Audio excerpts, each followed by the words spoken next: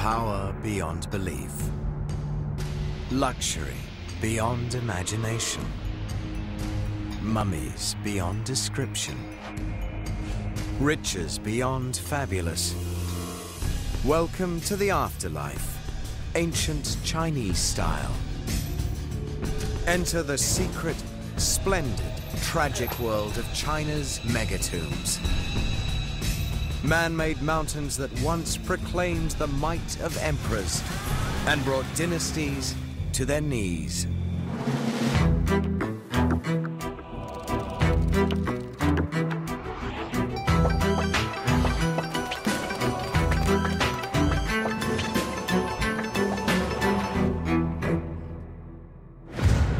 China, Shaanxi Province. A few kilometers outside the city of Xi'an.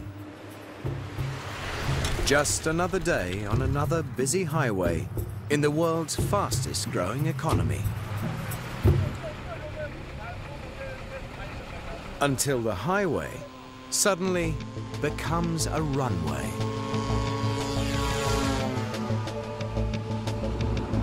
Over the next 45 minutes, a team of experts steers a small drone aircraft over Shaanxi's farmlands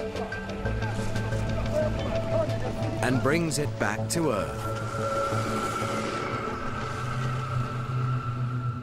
retrieving its precious payload. Images of an astonishing world. A world of mega marvels. Hundreds of earthen mounds rising above the farmlands near Xi'an. Some merely large, others gigantic.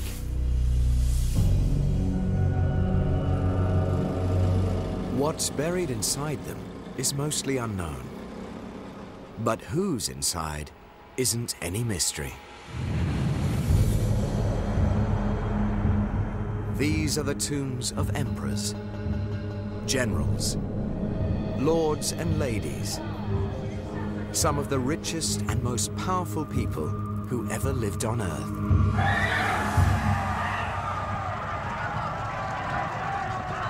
"2,000 years ago, these peaceful farmlands ran with blood as armies clashed and dynasties rose and fell. They rang with music and laughter as China's nobility reveled in all life's pleasures. And they echoed with the sounds of toil as thousands of workers built massive pyramid tombs, monuments of a splendid world even death couldn't end.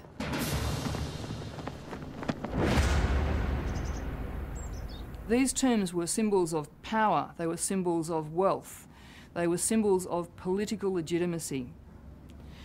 They said everything about how a person lived in their lifetime.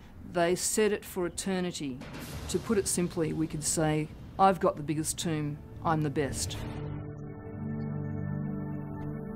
It's a rare event when archaeologists open one of these mega tombs, giving experts like architectural historian Tonja Eckfeld a look inside.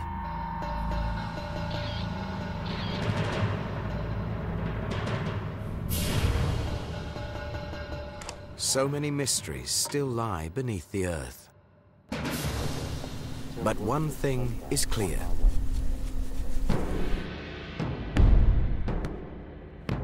Centuries ago, building these tombs was a mega challenge.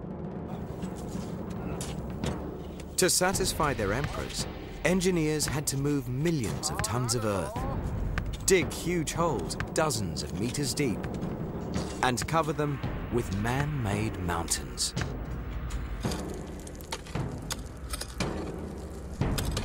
How did they do it? The year is 246 BC. China doesn't exist. Instead, 7 small kingdoms fight each other for supremacy.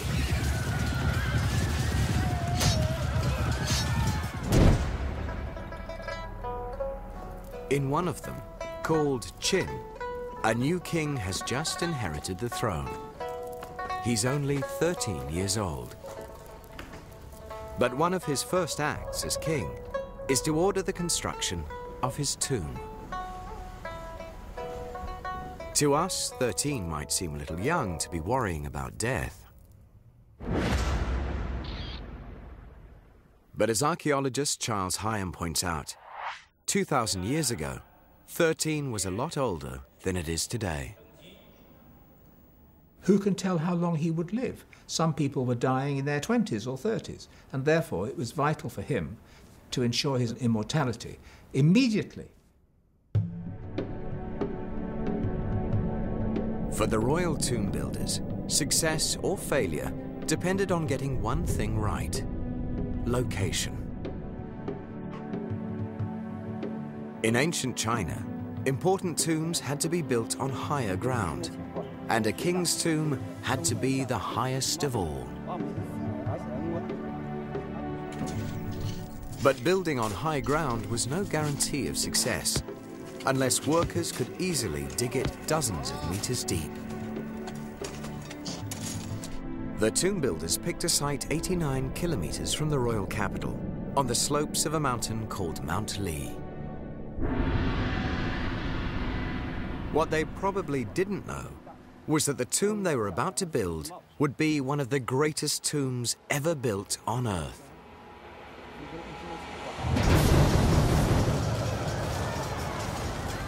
Because the boy king of Qin didn't go to an early grave. He grew up to do something no Chinese ruler had ever done. He crushed his rivals in a series of brutal wars and unified their kingdoms into a single empire under his command, the Empire of Qin. In English, China. By 221 BC, he was the most powerful man in his world. And he knew it. He renamed himself Qin Shi Huangdi, the first emperor of China. And he wanted a tomb that would leave no doubt about who he was and what he had done. What better way to project your limitless power than to have the biggest mausoleum, the biggest pyramid ever built? For his tomb builders, the first emperor's triumph was one of history's biggest game changers. Now, they couldn't just build a tomb that was fit for a king. They had to build a monument to the most powerful man in China's history. Luckily, they were already working from a brilliant blueprint. A tomb that centuries later would astonish its discoverers.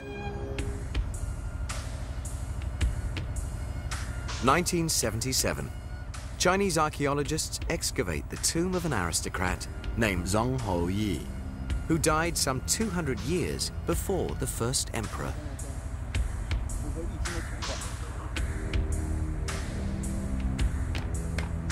It was a tomb unlike any ever found in China.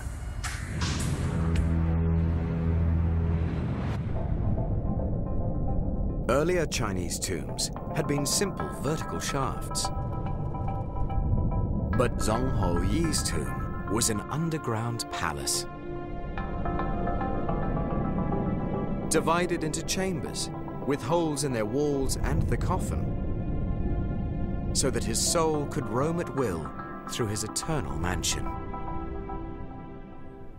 200 years before the first emperor's tomb, we have a whole new concept, and that concept is this: that you don't just have a tomb, you have a palace, an underground set of chambers, each one to its own purpose, within which the dead would live in perpetuity.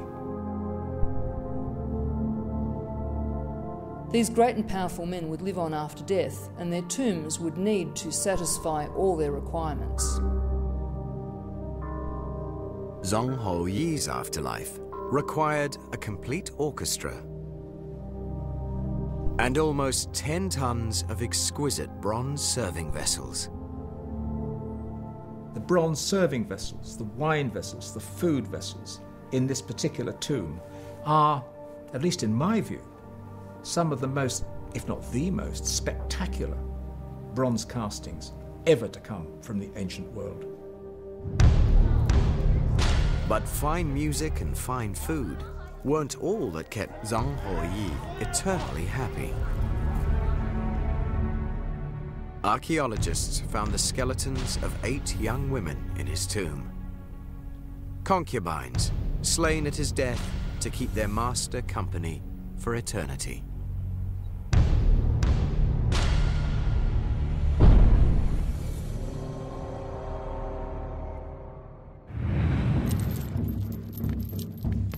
Some 2 centuries after the death of Zhang Huoyi, engineers began building the first emperor's tomb.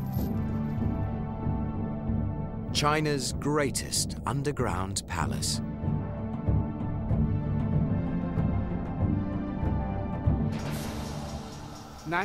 But according to archaeologist Wang Sheyi, the tomb builders couldn't even tackle that challenge until they solved another problem. A problem that threatened disaster.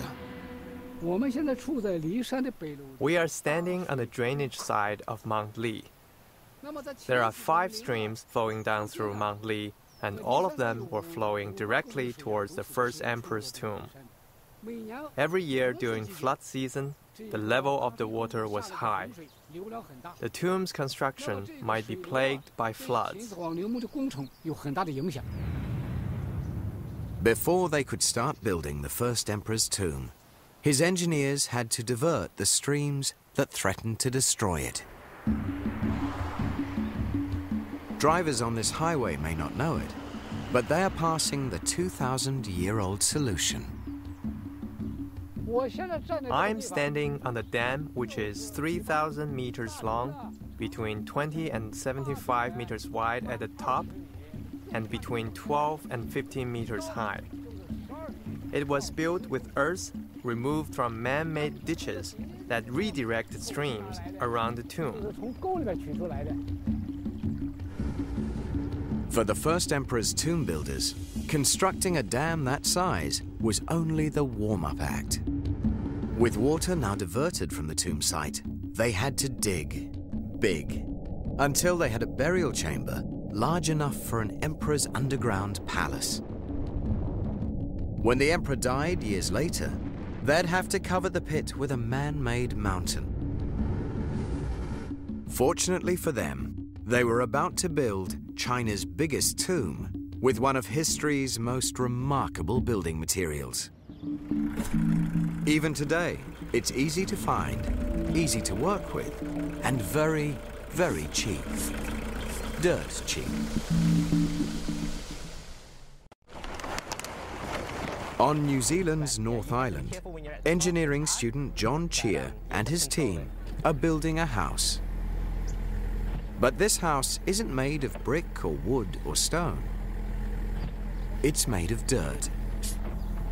That's right, dirt. Just control it very carefully. If you ram it softly first, you'll get it down a little bit. John and his crew are part of a worldwide movement of 21st century builders who think that turning the earth under our feet into roofs over our heads is a great way to go.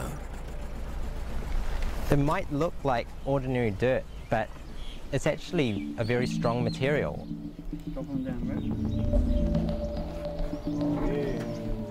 These earth structures last hundreds of years, sometimes even thousands of years.